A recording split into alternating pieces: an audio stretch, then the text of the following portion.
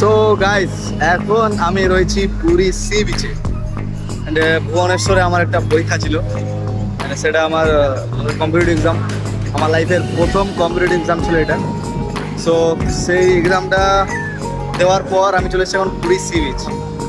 সেটা ট্রেন আছে না, মানে ট্রেন বা ট্রোল যা বলতে পারো, যে এক্সাম সেন্টার এমন হোক যেন ঘোরাফেরাটা হয়ে যায়। তো সেই এখন আমি ভুবনেশ্বরে থেকে পুরীতে চলে এসেছি, যাই একদম কাছে। অনেকদিন পুরী আসা হয়নি, এত সামনে যখন এলাম তাহলে চলো পুরী ঘুরে আসি। তো সো দ্যাটস ওয়াই এখন রয়েছি পুরী সি বিচে। আর ভিড়টা দেখো একবার, পুরী সি বিচের প্রচুর ভিড় আর সেই ঢেউ। পুরী সি বিচের মতন ঢেউ কোথাও নেই ভাই, এত ঢেউ আর এত মানুষ এখানে। মানে সারা বছরে মানুষের, টুরিস্টের মানে অভাব নেই এখানে। সব সময় ভিড় পাবে এখানে।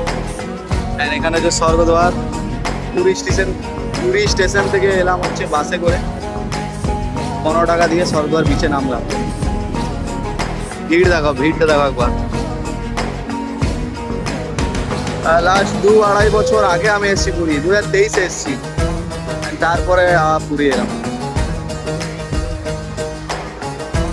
অনেক মানুষ, অনেক ভাই, দূর দূরান্ত পর্যন্ত লোক, সবাই স্নান করছে। পুরী এলে ভাই একটা আলাদাই ভাইব পাওয়া যায়। ওকে, মানে এত মানুষ, এত ঢেউ, এত বড় বড় ঢেউ, তার সাথেও অনেক দোকানদানি এদিকে রয়েছে। যাবো যাবো হচ্ছে আমি জগন্নাথ ধাম মন্দিরও যাবো। আজকে কিন্তু আমি বেরিয়ে যাবো, বেরিয়ে যাবো। ভালো লাগছে ভাই, ভুবনেশ্বর এসছি আর পুরী আসবো না? আমাদের মতন মানে ট্রাভেলারদের কাছে এটা একটা অসম্ভবজনক ব্যাপার। চলে আসবে।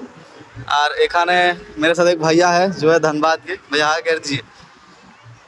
দাদাও কিন্তু পরীক্ষা দিতে এসেছিল ধানবাদ থেকে। আমার সাথে এলো হচ্ছে পুরী। পুরী স্টেশনে মেটা বলো, ওখান থেকে আমরা একসাথে ঘুরছি, ঠিক আছে?